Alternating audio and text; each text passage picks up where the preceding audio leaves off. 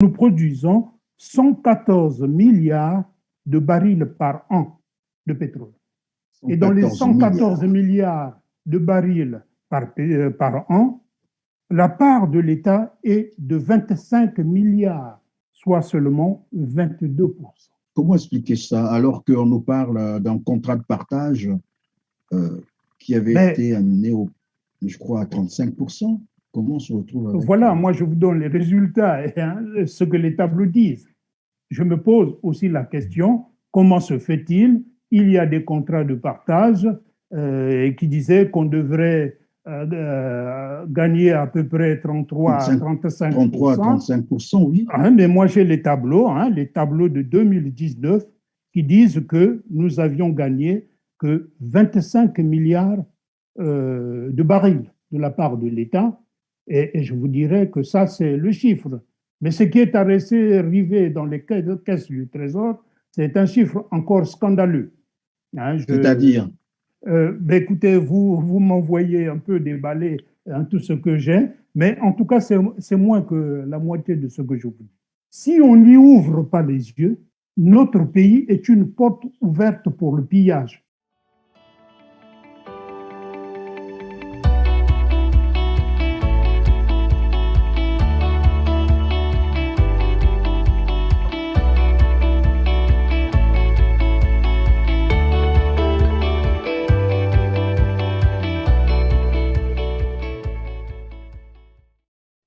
Bonjour, bonsoir, mesdames, mesdemoiselles et messieurs, merci d'être encore avec nous pour ce numéro de Droit de Savoir.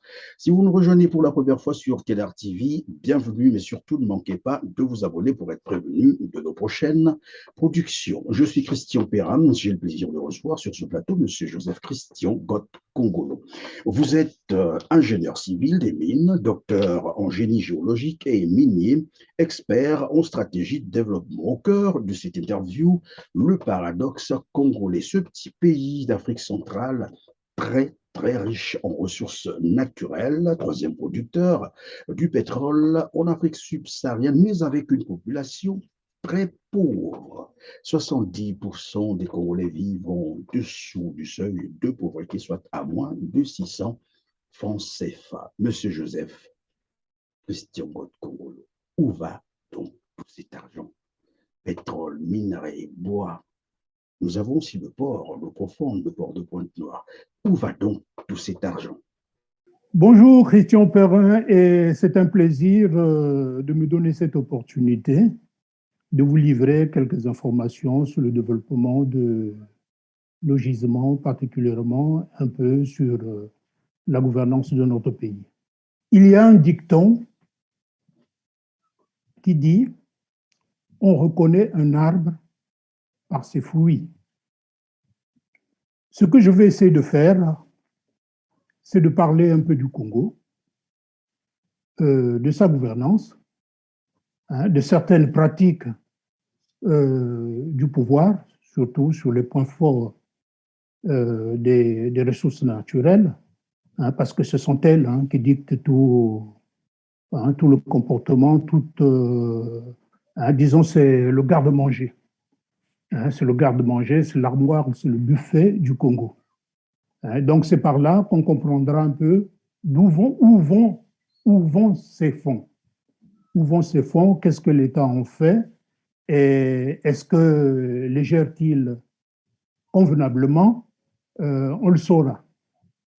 On saura, monsieur Joseph Christian Gotte Kongolo. Alors, je suis tenté de vous poser une seconde question. C'est si vous pouvez vous présenter à nos téléspectateurs, monsieur Christian Gotte Kongolo.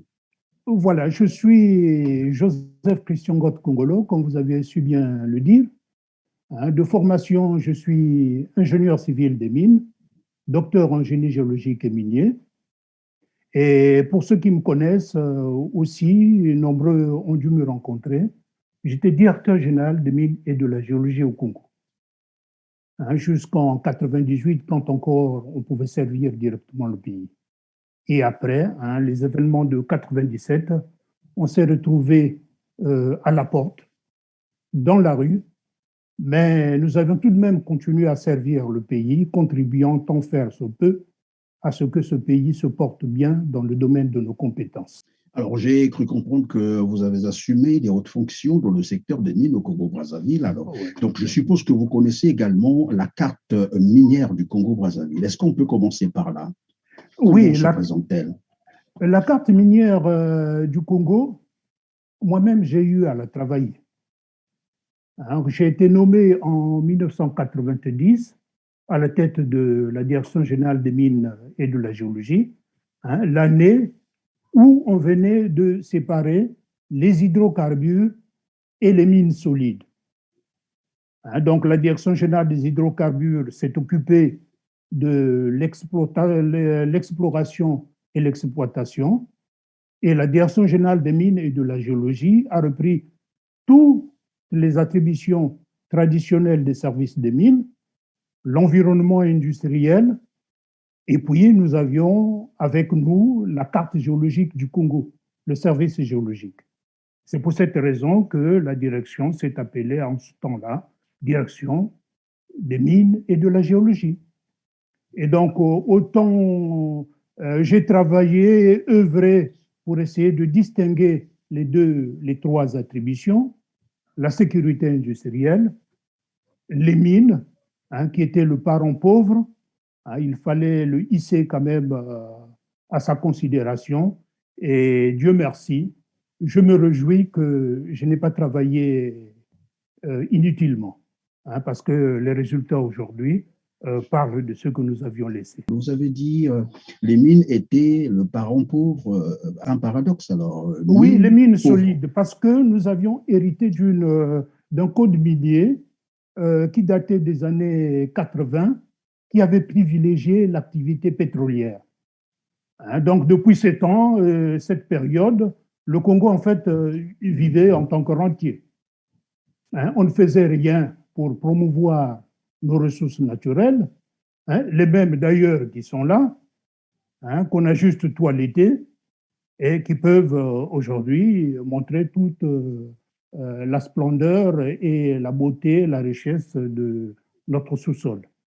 Mais il fallait faire un exercice de toilettage, il fallait promouvoir le secteur, il fallait ressortir tout ce qu'elle regorge comme potentialité. Et donc Alors, si on peut parler, oui, si on peut parler évidemment. Oui. Donc j'ai repris toute la base de données qui était au Bergem, hein, au Bureau national de recherche et géologique de France, hein, parce que nous étions en accord de coopération en ce temps-là avec eux. Et pendant ces années-là, le Bergem était en train de revoir, hein, toute sa structure, en train de faire des réformes internes au niveau du Bergem. Et donc, le suivi de la coopération, particulièrement avec le Congo, ne marchait pas. Et donc, quand j'arrive au niveau de la Direction générale des mines, une de mes premières missions, c'était de faire le point sur la coopération avec le Bergem. Et donc, en faisant ce point, j'ai pris toute la base de données. Elle m'a été donnée librement, hein, comme ça, sans transmission. On m'a dit, Monsieur Ngott, bon voilà, hein, vous aviez tout pour votre pays. Et si vous voulez en davantage, écoutez, hein, il y a des jeunes Congolais au niveau de France, dans les écoles minières de France, dans les facs à Orléans, partout. Essayez de les motiver s'ils peuvent aller faire dépoussiérer, hein, certaines bases de données. Et c'est ce que j'ai fait. Je sais que j'ai fait toutes les premières années à la tête de la Direction générale des mines. Et donc, j'ai, au niveau de Brazzaville, interpellé tout le savoir-faire qu'on avait sur place, le savoir-faire au niveau de l'administration des mines. On avait des ingénieurs géologues. Au niveau de la fac des sciences, nous avions des collègues avec qui on avait étudié, qui sont devenus des enseignants à la fac des sciences dans le département de géologie. Hein, j'ai mis à contribution tout ce personnel scientifique et technique. Nous avions alors, mais qu'est-ce que regorge finalement le Congo? Est-ce qu'on peut en parler? Oui, en potentialité naturelle. En potentialité naturelle, bien sûr. Voilà, nous avions de l'or, oui. Nous avions du coltan, nous avions de l'étain qu'on appelle cassitérite, nous avions des grands gisements de fer, inconnus aujourd'hui, de rang mondial. Hein, nous avions les mines de Mayoko, les mines de fer du mont Lekumu, nous avions les mines de fer d'Avima, nous avions les mines de fer du mont Nabimba. En tout cas, en minerai de fer, le Congo se porte bien, sauf qu'entre-temps, c'est le cours de ces métaux-là, des minerais de fer. Aujourd'hui, on est autour de $100. Autour de $100 la tonne de minerais de fer à 62%. Voilà, si je ne me trompe pas. Donc, ce sont les raisons qui, certainement, objectivement, retardent la mise en valeur de ces gisements. Mais on pourrait faire davantage. On pourrait faire davantage. Nous avions un sous-sol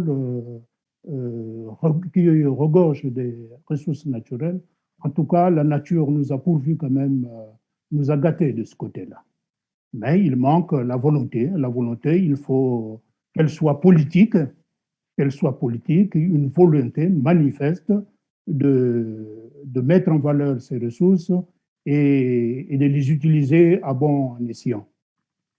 Mais il vous, faut pensez vous pensez que maintenant, là, on n'exploite pas ces ressources, hein? Non, pour l'instant, il n'y en a pas. Ça ne produit pas. Nous allons arriver à ça. Je vous donnerai les chiffres que j'ai pu trouver dans les rapports.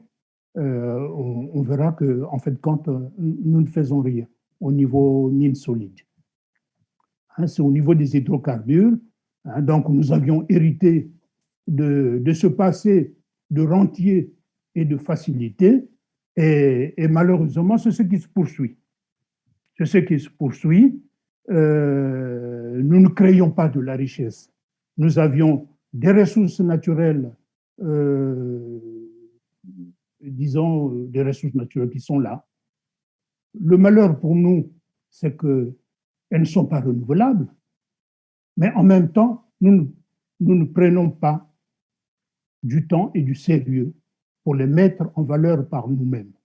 Je vous dirais sincèrement, Monsieur Christian Perrin, on gagne l'argent en travaillant par soi-même. Vous voulez bien manger, ayez un bon cuisinier, mais surtout donnez-lui les moyens pour qu'il fasse cette cuisine-là. N'attendez pas qu'on vienne vous servir. Dans la vie, il faut prendre des risques. Un homme politique, un gouvernant doit prendre ces risques pour l'intérêt du pays. Mais si on s'occupe, on prend ces ressources uniquement pour manger au jour le jour, faire la fête, acheter les véhicules, ça ne peut pas marcher. Nous allons dans une perdition totale parce que le pétrole exploité, il va finir un jour. Il faut savoir réinvestir, soit par nous-mêmes, soit par créer de la valeur ajoutée par ce que nous gagnons actuellement. Je vous donnerai les chiffres. Ces chiffres sont malheureusement très scandaleux.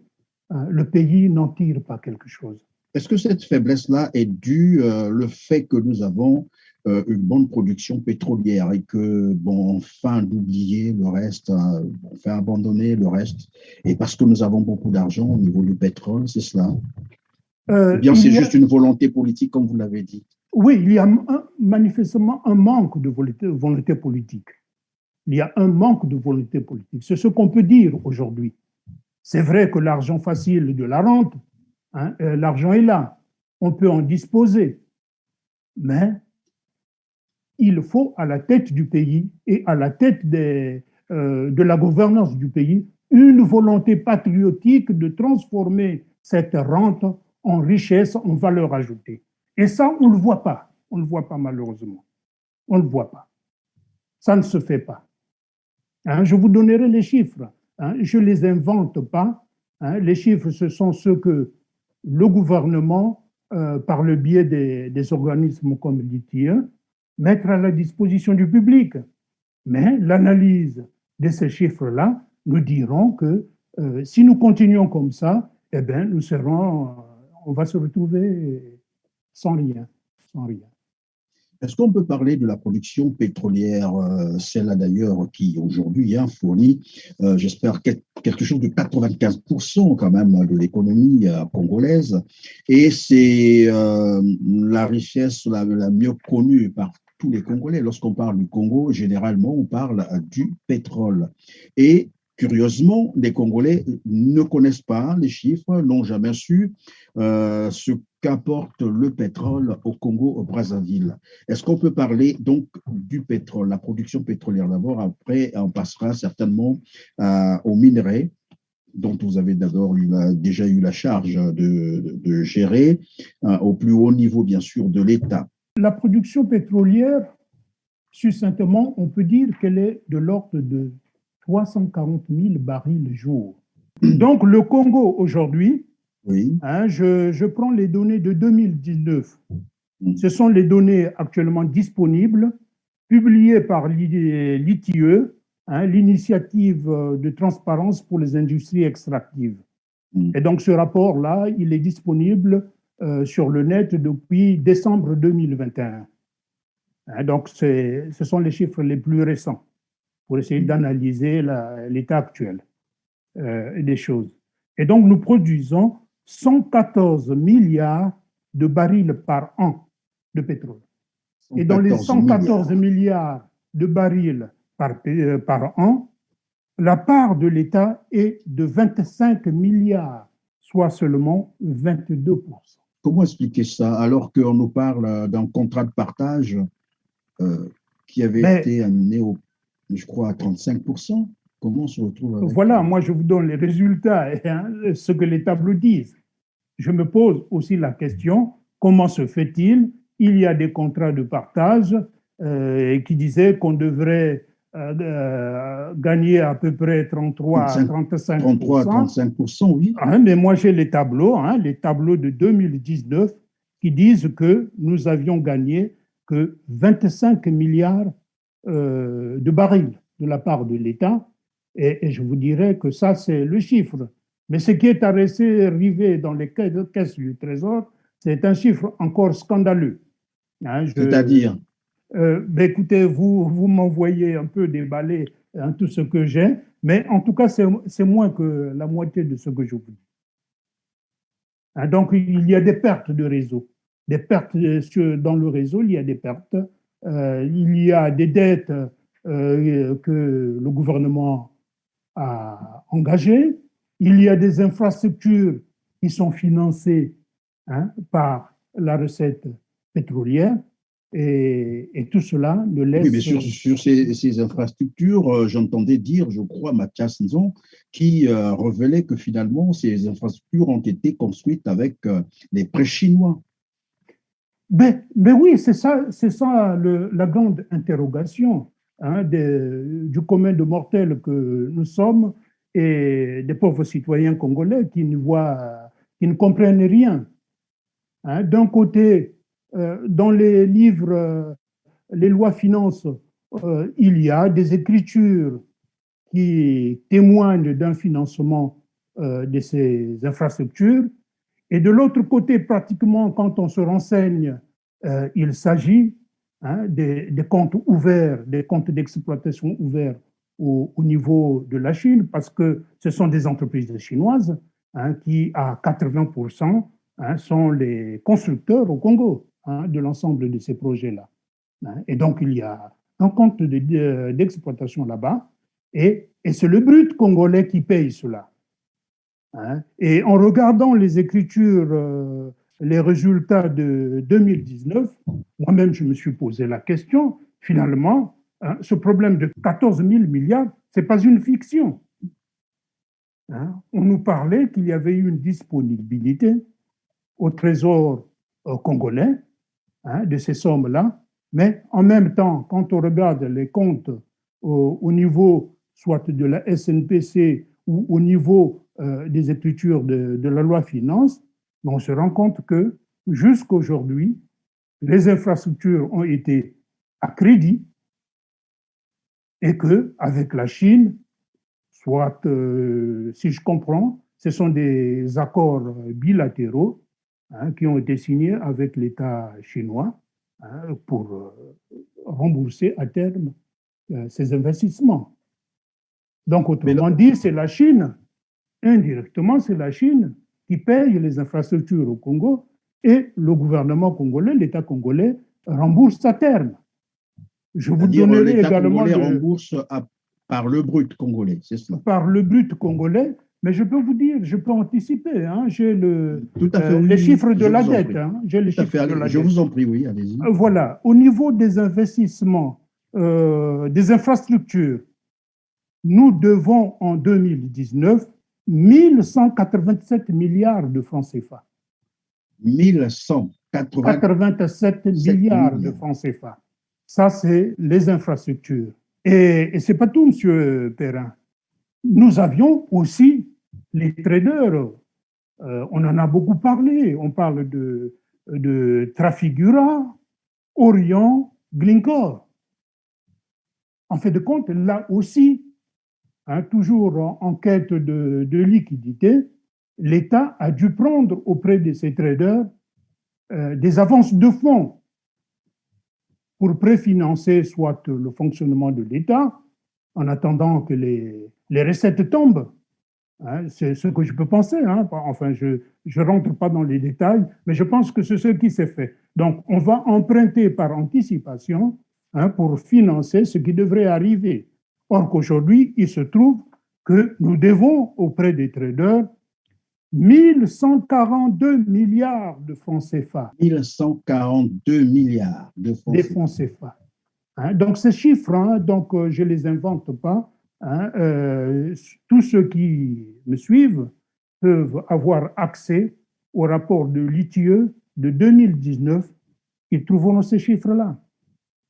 Si j'ai bien compris, M. Joseph Christian Gottongolo, en dehors des 14 000 milliards dilapidés, nous avons toutes ces dettes-là contractées, mais on se pose la question, à quoi ont servi toutes ces dettes? Ben voilà, c'est la question. Et de ce côté-là, ce que je peux dire, parce que je suis factuel dans mes affirmations. Je n'accuse pas sans preuve. Je me pose juste la question de savoir, et je constate aussi ceux qui nous gouvernent sont économes en propos.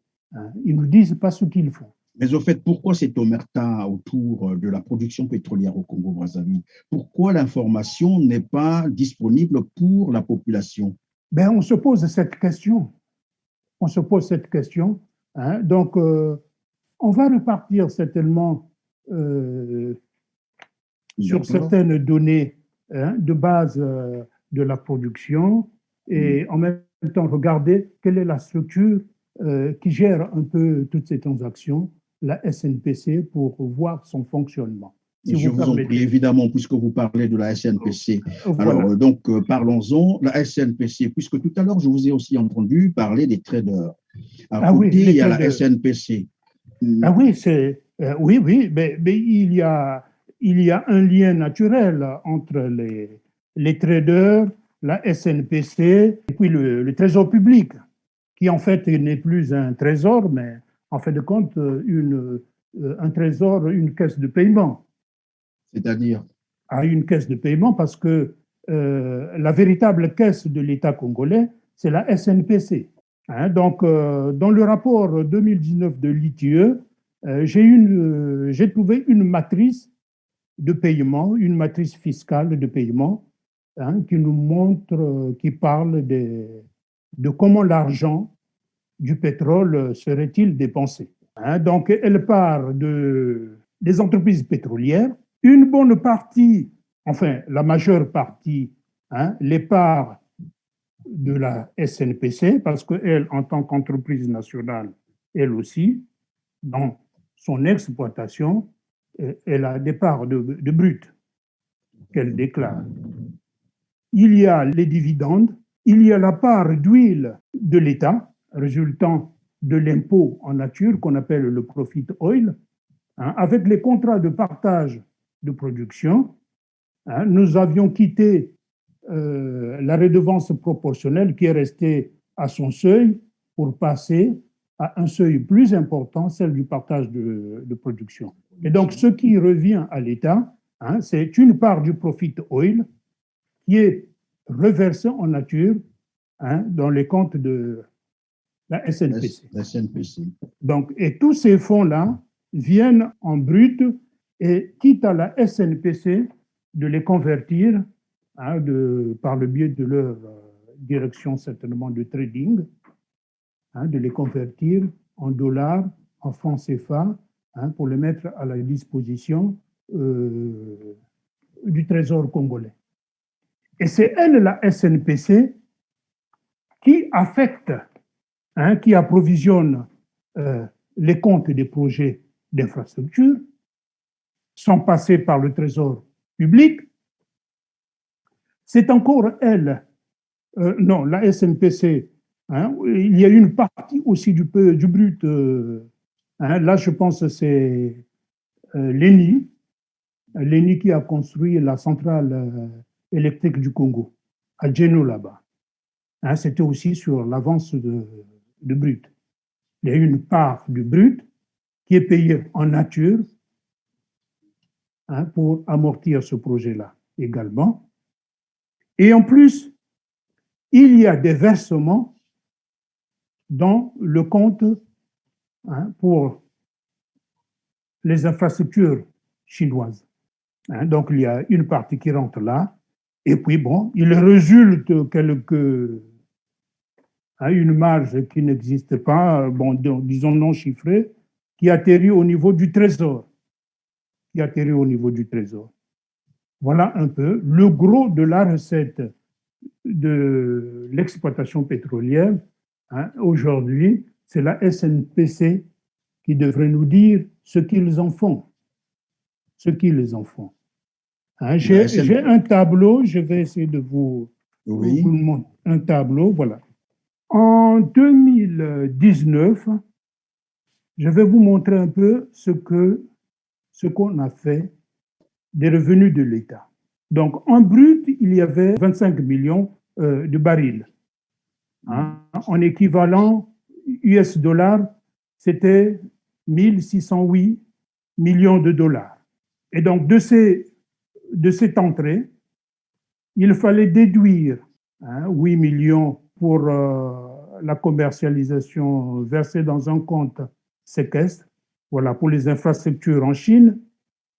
Il fallait ensuite encore déduire 7 millions pour les traders. Il fallait ensuite déduire des commissions engagées par la SNPC pour la réalisation commerciale.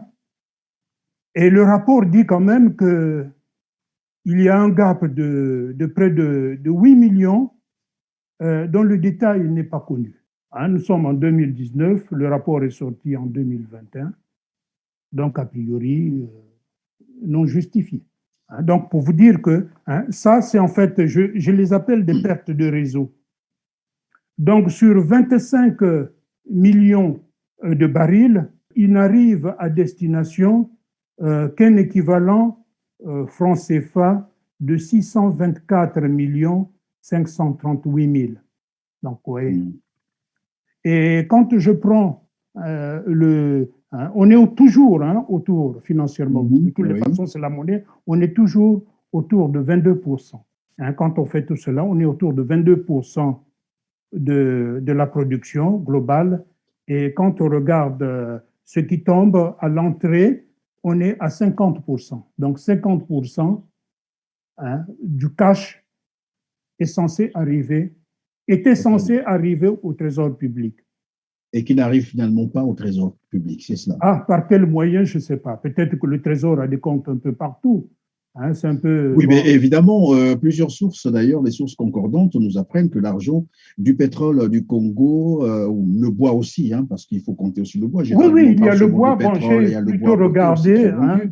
On sait, n'atterrit jamais donc au Trésor public congolais. Il passe plutôt dans les comptes privés qui sont dans les paradis fiscaux.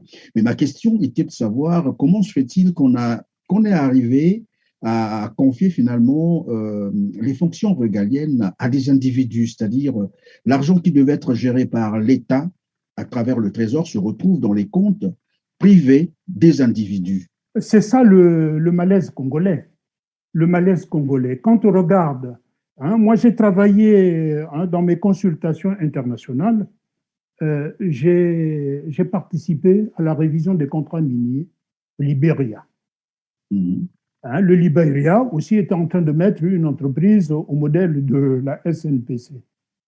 En tout cas, tous les experts en gouvernance étaient unanimes hein, que c'était hein, le modèle tel qu'il est appliqué au Congo ou quelques autres États voulaient mettre en place, c'était un détournement des attributions du Trésor public.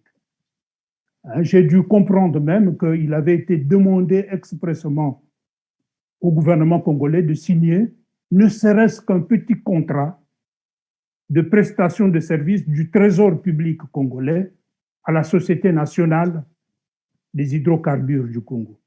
Hein, n'oublions pas, c'est vrai qu'on change de nom, mais l'appellation originale de la SNPC, c'est la Société nationale des hydrocarbures d'exploitation, de recherche et d'exploitation des hydrocarbures du Congo. Et c'était la même appellation que Hydro-Congo. Hydro-Congo, c'était le diminutif. Aujourd'hui, le diminutif s'appelle la SNPC. Mais la SNPC, aujourd'hui, quand on regarde les activités, elle n'a pas encore atteint la cheville de ses attributions. Donc, cette entreprise nationale s'est focalisée, hein, c'est ce qu'on pourrait peut-être appeler la facilité, elle s'est focalisée hein, sur du travail des autres, hein, qu'elle convertit, hein, c'est devenu pratiquement le trader national.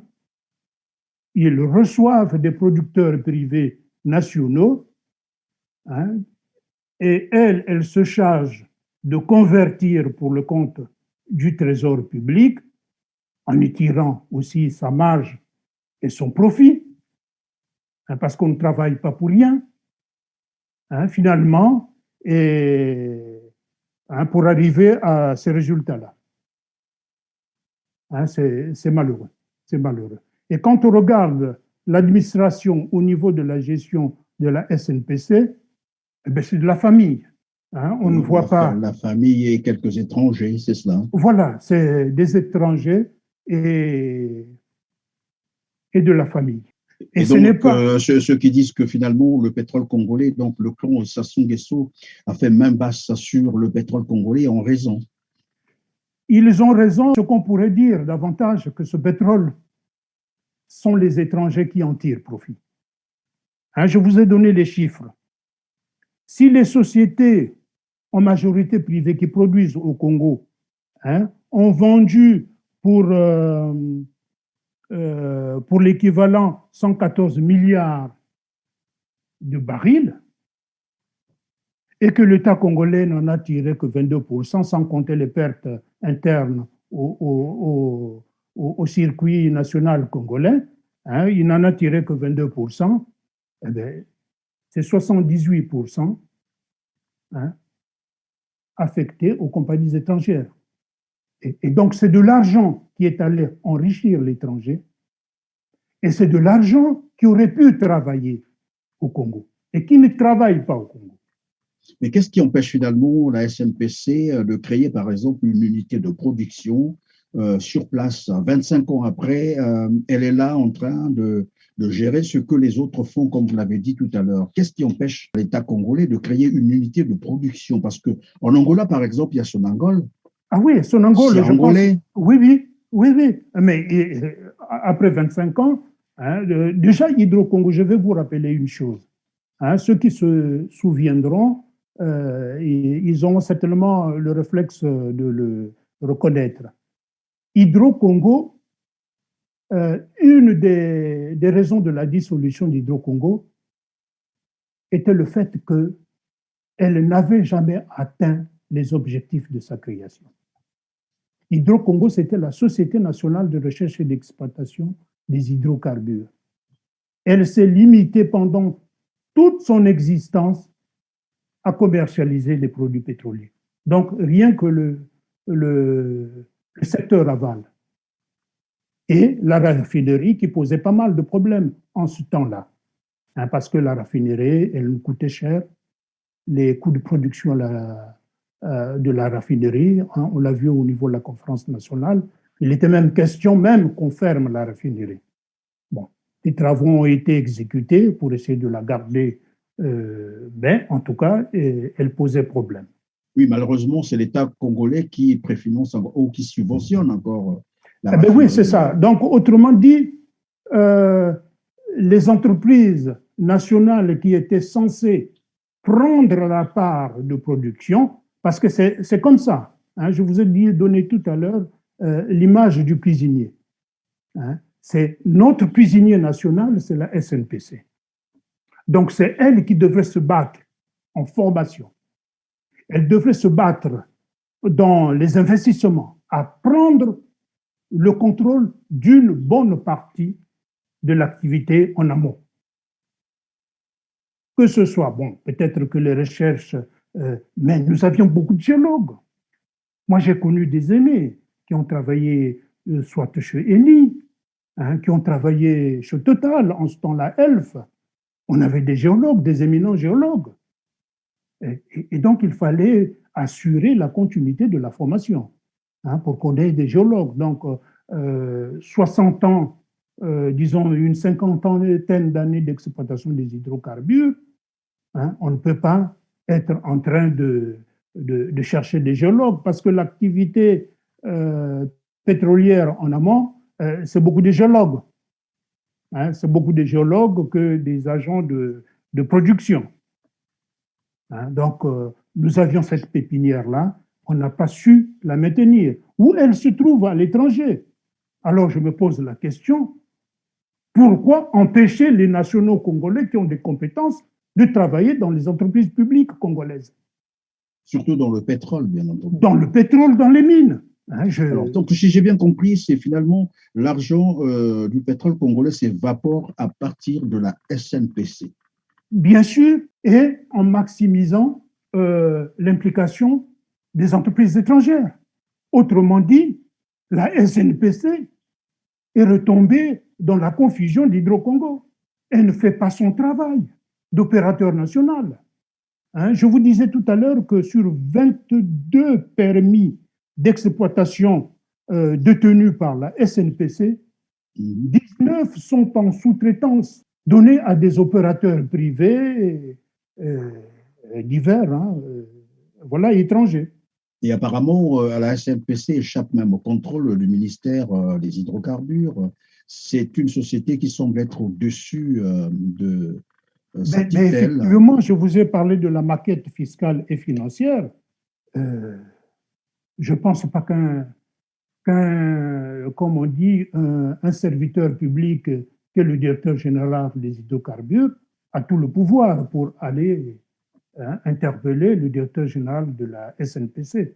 Quoique le directeur général des hydrocarbures, hein, dans notre modèle d'administration française, assure la tutelle de cette entreprise. Donc, alors, vous avez dit tout à l'heure que finalement, dans ce domaine, il y a bien des Congolais qui ont été formés, mais qui se retrouveraient à l'extérieur. On n'utilise pas la main-d'œuvre locale, les techniciens congolais formés.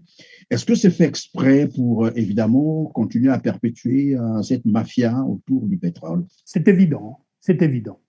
Hein? Les Congolais sont disponibles, sauf qu'ils ne sont pas employés chez eux. Hein? Je mets dans la boîte manque de volonté politique, hein? Tout ce manquement-là.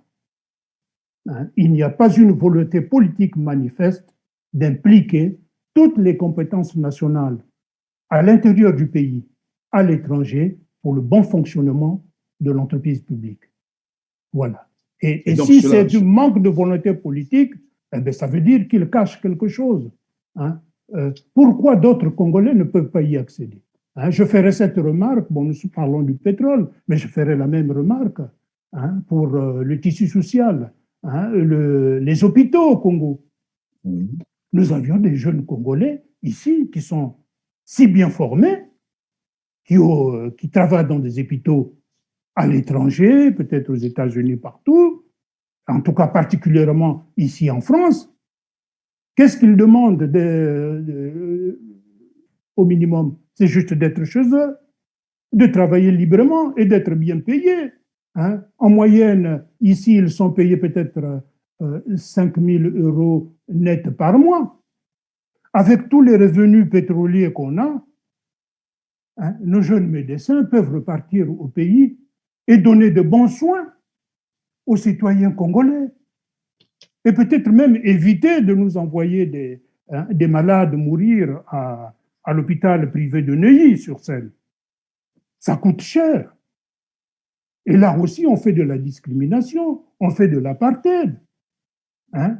Les fonds qu'on envoie à Neuilly, c'est des fonds pétroliers, c'est des ressources du pétrole du Congo, c'est des ressources du peuple congolais.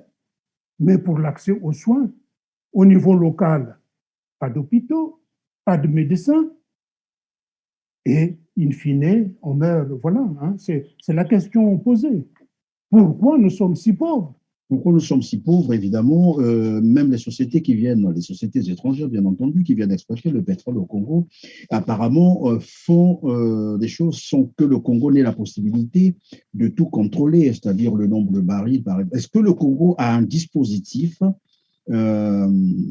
capable de contrôler, par exemple, la production pétrolière au Congo, contrôler le nombre de barils extraits, voilà, tout ça? Est-ce que nous avons ce dispositif-là maintenant? Bon, je ne peux pas le dire aujourd'hui, je suis très loin. Mais la puissance publique a tous les moyens de se doter de l'appareillage nécessaire pour contrôler tout ce qui sort de son système de production nationale. Hein, je vous ai parlé par les biais, par exemple, du contrôle de l'ITIE, au niveau de la Direction générale des hydrocarbures, au niveau aussi des services de l'environnement industriel, au niveau de l'administration des mines, nous avions tout cela. Hein, je vous disais que moi, j'ai été en 90 nommé directeur général des mines et de la géologie. Donc, dans le volet mines, il y a la sécurité industrielle et la promotion de l'activité mine solide. Mais dans le cadre de la sécurité industrielle, hein, j'ai mené pas mal d'investigations où on était en train de développer le gisement de Nkossa. Donc, en eau profonde, il y avait des réformes qui devaient se faire dans notre réglementation. J'ai fait des missions en mer du Nord pour voir ce que les entreprises pétrolières faisaient là-bas. J'ai demandé à elles, en ce temps-là, de respecter la réglementation française qu'elles appliquent en France et qu'elles appliquent en offshore en mer du Nord. C'est vrai que ça s'est terminé par quelques frictions, mais j'ai eu raison. J'ai eu raison. Donc, il appartient aux fonctionnaires d'État, à la direction générale de mines. C'est pas facile, hein? C'est pas facile. Oui, mais il faut donc. C'est pas facile pour travailler, mais il faut la volonté politique de nommer des directeurs à la tête des administrations qui ont la personnalité, qui ont la compétence pour assurer les missions de service public. Bon, si vous nommez des bénis oui, ah ben, ils feront ce qu'ils peuvent faire. Hein. Oui, je me souviens de Pascal Dissouba dans un documentaire, je crois, qui portait sur le pétrole, qui disait lorsqu'on arrive au niveau de Ngeno, le Congo ne sait plus le nombre de barils qu'on exporte. Et en off, vous nous disiez d'ailleurs que vous avez vécu une situation où il y a des gens non formés, des illettrés qu'on met pour contrôler la sortie certainement du pétrole, mais des gens qui ne savent pas lire, mais qui doivent valider les quantités. Oui, je le confirme, hein, ce n'est pas une fiction. Hein, ce n'est pas une fiction. J'ai été directeur général des mines en charge de la sécurité industrielle, du contrôle de tous les appareils de pression, hein, c'était sous ma tutelle, les appareils de mesure, tout cela, pour le fonctionnement de toute notre production, tout cela. Hein, donc nous avions agréé, nous avons mis tout un protocole national d'agrément et de contrôle de tout cet appareillage. Voilà. Hein, et donc, ça m'a permis de me retrouver un jour au, au terminal d'exportation là-bas. Oui. Hein. Mais en ce temps-là, je vous dirais que c'était en 92, en pleine conférence nationale. Hein. Mais le monsieur qui était là-bas, je peux vous dire que c'était un analphabète. On ne peut pas en parler, Mais mais nous avions... pourquoi avoir mis, selon vous, pourquoi avoir mis cet analphabète à ce niveau où ça nécessitait quand même un technicien bien formé? Est-ce que c'est dans le système toujours question de prendre du pétrole gratuitement parce que le monsieur ne connaît rien, mais on peut lui faire signer un certain nombre de choses? C'était certainement ça, c'était de toute évidence. Puisque M. Loïc Le Floch-Préjean l'a reconnu solennellement, il y avait des cargaisons pour financer les hommes de l'ombre. Ce n'est pas un secret pour personne. Hein? Ça, c'est après la chute du président Pascal Lissouba. Loïc Le Floch-Préjean l'a déclaré solennellement qu'il y a des cargaisons que même lui, PDG de l'entreprise nationale Elf Aquitaine, voyait, il sortait. Autrement dit, ce n'est pas Elf qui perdait, mais c'est le Congo qui perdait de ces cargaisons-là. Autrement dit, chaque jour au Congo, il y a des cargaisons qui sortent pour les gens de l'ombre. Et quand on sait que notre État, il ne s'est pas encore ancré dans ses profondeurs pour assurer son autorité et garantir sa souveraineté, c'est sûr, il doit y avoir encore, s'il n'y a pas un dispositif pour contrôler, il doit y avoir des cargaisons qui partent pour le bien et l'entretien des gens de l'ombre. Alors, monsieur Joseph Christian Bot-Congolo, on va revenir sur les mines. Nous parlions donc de la carte minière du Congo. Vous nous avez dit que vous deviez nous donner des chiffres là-dessus. Est-ce qu'on peut revenir là pour parler des chiffres, notamment dans le domaine des mines? Voilà. Au niveau des mines, ce qui m'avait interpellé en lisant un peu aussi le projet de la loi finance révisée pour 2022, il parlait d'un gap de 900 milliards de francs CFA qui seraient affectés pour relancer un peu, donner un ballon d'oxygène aux ressources de l'État et aux capacités de l'État d'assumer ses engagements. Et donc, j'ai été un peu scandalisé quand j'ai vu la ligne de contribution affectée aux mines. Donc, dans le budget 2022, c'est 500 millions de francs CFA. Alors, je me suis posé la question, c'est pas possible.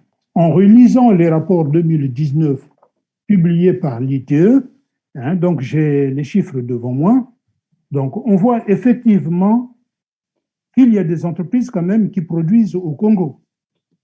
Nous avions une production manifeste de polymétaux, des productions de cathodes de cuivre, et nous avions même du fer qui a été produit, mais je pense que c'était un test d'exploitation, 50 000 tonnes. C'est insignifiant quand même, c'est insignifiant, c'était des tests de production.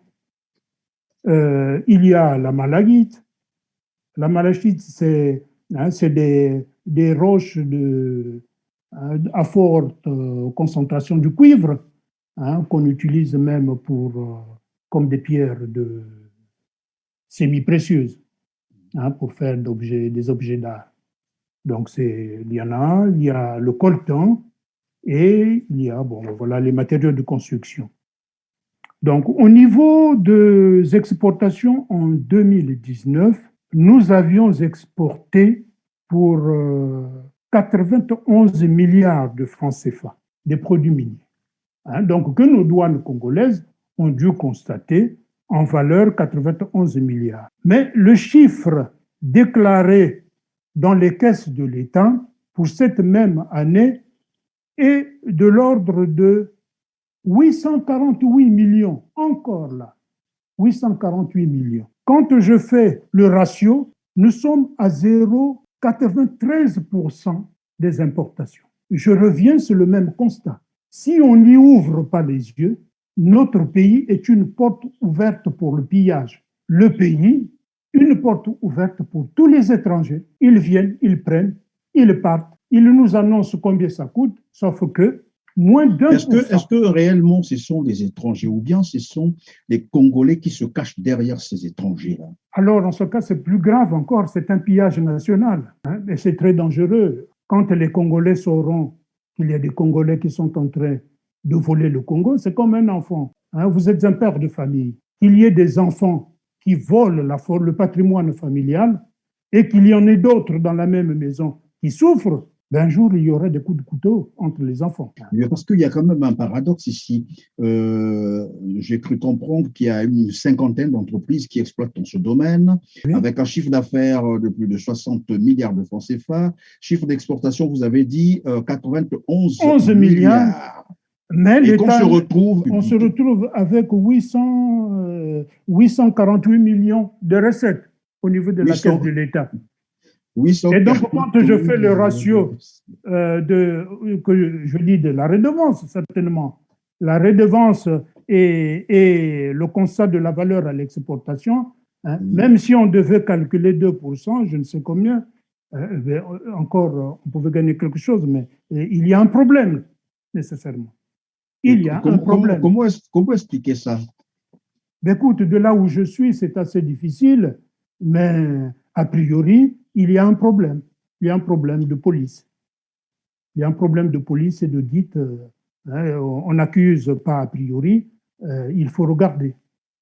Et quand je vois que dans le budget, on devrait intensifier le contrôle pour maximiser les recettes publiques, je comprends bien la volonté et le désirata, l'ambition affichée par la puissance publique, mais au regard de ces chiffres, c'est criard et c'est dangereux.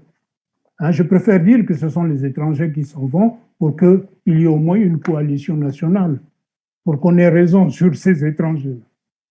C'est un peu, vous redoutez que ce soit les Congolais, finalement, qui sont à la manœuvre. Oui, si les Congolais sont à la manœuvre, on n'aura que des pleurs. On n'aura que des pleurs. Une maison familiale ne peut pas se déchirer de la sorte. Alors, au regard de tout ceci, quelle alternative, finalement? L'alternative, c'est la bonne gouvernance. La bonne gouvernance, pour ceux qui sont là, ils n'entendent pas ça d'une même oreille. La bonne gouvernance, vous avez beau prêcher la bonne gouvernance, on a en face un système qui ne veut rien savoir de la bonne gouvernance. Le Congo est un État républicain, de forme républicaine. La République, c'est la chose publique. Oui. La démocratie, c'est une gouvernance par le peuple, sous couvert des mandats par voie de vote, qu'on donne à nos représentants. Les représentants sont à l'Assemblée, dans l'exécutif de l'État. Nos représentants sont dans les parlements à pas mal de niveaux. Autrement dit, les Congolais doivent choisir les représentants qui peuvent défendre leurs intérêts auprès de leur gouvernement. Ça, c'est une chose. Le citoyen congolais doit être sensibilisé et imprégné des notions du patriotisme. Les organisations, les ONG doivent concourir, non gouvernementales, doivent concourir au respect du patrimoine et veiller à ce que la gestion, la gouvernance soit menée dans l'intérêt du peuple. Hein, se contenter de ce qu'on appelle le Madé-Suabana, c'est une pierre jetée en l'air qui finira par vous tomber sur le crâne. Si ça ne tombe pas sur votre propre crâne, ça tombera sur le crâne de votre enfant ou votre petit-fils. Mais le résultat est le même. Donc, on doit veiller, respecter et ouvrir les yeux sur la chose publique. Il y a eu des élections, par exemple. La République ne peut pas vivre correctement sans que la population qui est le souverain par qui les mandataires gouvernent et développent leurs concepts, hein, que ces citoyens, ces souverains primaires, ne soient exclus des bons choix. Nous sommes dans un pays où, semble-t-il, hein, ça se dit partout, il n'y a pas un fichier électoral mis à jour. Oui. Non, du tout. Les citoyens ne peuvent pas voter librement. Les citoyens ne peuvent pas poser leur candidature en toute quiétude. Hein, la presse nous a montré il y a encore moins d'un mois des gens qui ont été disqualifiés, supprimés des urnes alors qu'ils avaient payé tout ce qu'il fallait pour figurer dans la liste des candidats. Ils ont des casiers judiciaires vierges, sauf qu'ils ont été exclus. Ce n'est pas normal, Christian Perrin. Mon cher Christian, mon cher homonyme, ce n'est pas normal et ce n'est pas acceptable. Hein? Si le peuple ne peut pas choisir ses dirigeants, ce pays n'est plus une république, ce pays n'est plus une démocratie. C'est une dictature. Alors, on peut affirmer que le pays est accaparé par des pilleurs. Parce qu'il n'y a pas d'autre terme. Ah oui, il n'y a pas d'autre terme pour le dire. Le pays est accaparé par les pilleurs, vous l'avez dit. Mais est-ce qu'on peut croire que c'est avec aussi la complicité des étrangers que cela se fait? Je me souviens encore la phrase de Sassou Nguesso lui-même qui disait lorsque le rat du jardin vient voler le fromage dans le garde-à-manger, la cuisine, c'est que c'est la souris qui l'y a amené. Ça veut dire que si aujourd'hui les étrangers viennent piller chez nous, cela veut dire que c'est le système qui est là, le pouvoir qui est là aussi, qui le permet. Et simplement parce que, ou probablement parce que cela leur profite aussi. Mais si c'est dit par le premier magistrat du pays, hein, quoi que chez nous on dise aussi, le sage, le patriarche ne voit pas le diable.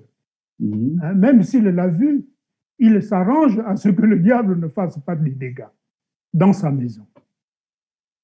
Hein? Donc, l'étranger, moi, j'ai du respect pour l'étranger. L'étranger a des intérêts à défendre. Oui. L'étranger ne vient pas au Congo pour les bons yeux des Congolais. Non. Moi, j'ai accompagné, je veux vous parler d'un cas, j'ai accompagné une entreprise chinoise au Congo, hein, dans le domaine des mines. Oui.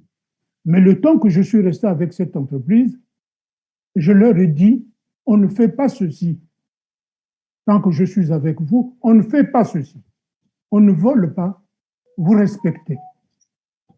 Hein, parce que moi, si je vis avec vous, que je fasse des conneries en Chine, oui, c'est sûr que ça ne vous ferait pas plaisir. Mais au moins, le temps que je suis avec vous, de grâce, je suis un fils du pays, comportez-vous correctement. J'ai quitté le pays. Après moi, ils ont fait. Qu'est-ce qu'ils ont fait?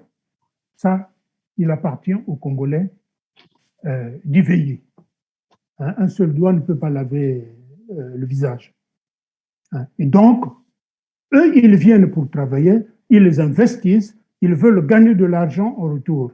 Alors, il appartient à l'enfant de la maison, à l'enfant du pays, de dire, je travaille, je gagne quelque chose, mais je ne peux pas permettre qu'on pille mon pays. Parce que ce qui les laisse partir, hein, par ce qu'on pourrait dire de la corruption, c'est insignifiant par rapport à ce qu'ils pourraient faire pour que les caisses de l'État soient remplies des recettes publiques et pour aider nos gouvernants à programmer des projets utiles à la bonne vie nationale, à élever le niveau de santé publique, le niveau de l'éducation nationale. Hein. Nous savons que ça ne va pas là-bas aussi. Hein. Il y a le français, c'est notre langue nationale, mais malheureusement, il y a beaucoup de Congolais qui ne savent plus parler français. Il y a beaucoup de Congolais au niveau du baccalauréat qui ne savent même pas qu'est-ce qu'un ordinateur. C'est dommage. Hein? Alors que les écoles supérieures, il n'y en a presque pas au Congo, ils doivent aller travailler à l'étranger, apprendre à l'étranger. Et si au niveau du pays, ils n'ont pas ce bagage-là,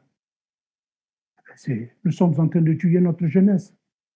Donc ce sont ceux-là qui vont prendre les affaires demain qu'on est en train de tuer. Et moi, ça ne me surprend pas. Il y a, dans une de vos vidéos, hein, il y a un expert qui disait qu'au Congo, les enfants préfèrent la politique à être ingénieur ou à être un chercheur. Mais, M. Perrin, c'est gravissime. Si nos jeunes ne veulent plus devenir des bâtisseurs, qu'ils veulent faire de la politique, alors c'est grave. La politique, c'est des gens motivés, hein, c'est des gens qui veulent servir. En fait, il faut le rappeler chaque jour. Hein. On va en politique pour servir son pays, pas pour piller son pays. Pourtant. Et malheureusement, comme vous l'avez dit tout à l'heure, la jeunesse veut plutôt se mirer sur les politiciens, la facilité, la vie de la facilité, alors qu'avant, il fallait, on rêvait être un grand mathématicien, un grand physicien, voilà, un grand enseignant, un grand médecin, un grand… voilà. Et aujourd'hui, malheureusement, tout le monde va vers la politique. Alors, monsieur Joseph Christian Gotte Kongolo, nous sommes à la fin de notre émission. Qu'est-ce qu'on peut retenir en définitif? Au départ, je vous avais posé la question de savoir, je vous ai posé la question de savoir où va finalement tout l'argent du pétrole, du bois, des minerais, voilà. Tout l'argent du Congo va où? Parce que sur le terrain, vous l'avez développé d'ailleurs, il n'y a rien du tout qui marche. Ah oui. Le système éducatif est à terre, la santé pareil, l'électricité c'est une gymnastique, l'eau, même l'eau potable, les familles aujourd'hui, même pour s'attraper à un repas par jour, c'est toute une gymnastique. Alors que le pays, lorsque je vous ai suivi, le Congo a beaucoup d'argent, mais vraiment beaucoup d'argent. Où va finalement cet argent? Eh bien, c'est ça. Hein, donc, l'argent du pays ne va pas à bon port. Hein, il se perd dans les réseaux de traitement de cet argent-là. Il est beaucoup plus à l'étranger parce que ceux qui opèrent chez nous, ce sont des entreprises, des multinationales qui ne vivent pas au Congo, qui n'investissent pas au Congo, qui ne créent pas de la valeur ajoutée au Congo. D'autre part, les entreprises au Congo qui sont à la charge de cette activité ne s'investissent pas à rehausser les compétences de l'outil national d'exploitation. Et donc, du coup, on recourt encore là aussi à des sous-traitances étrangères. Donc, ce que devait gagner le Congolais compétent, encore une fois, ça va à l'étranger.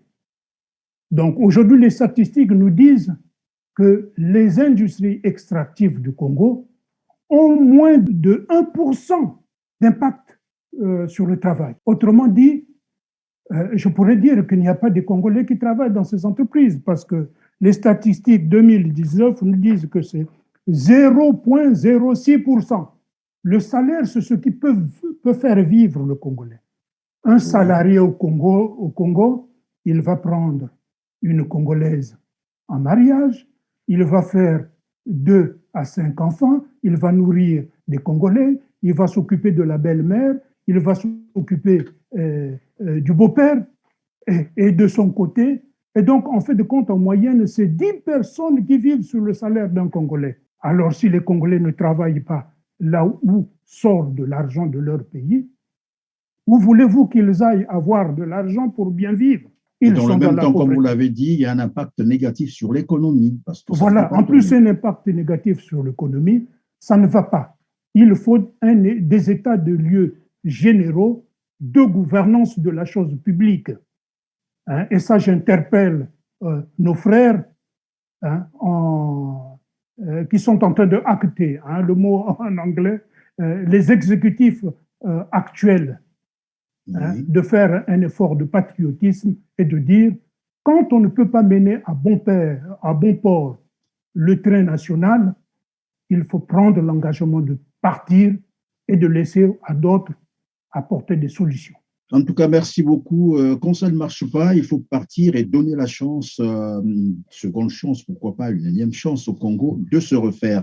C'est par là donc que nous mettons terme à cette émission. Merci, Monsieur Joseph Christian Gott Congolo, d'avoir été avec nous et surtout d'avoir disposé tout ce temps pour nos téléspectateurs. À vous aussi, mesdames, mesdemoiselles et messieurs, qui nous avez fait confiance. En tout cas, vous avez été aimables pour avoir choisi TLR TV. Likez, partagez si vous nous avez rejoint pour la première fois sur TLR TV. En tout cas, ne manquez pas de vous abonner pour être prévenu de nos prochaines émissions.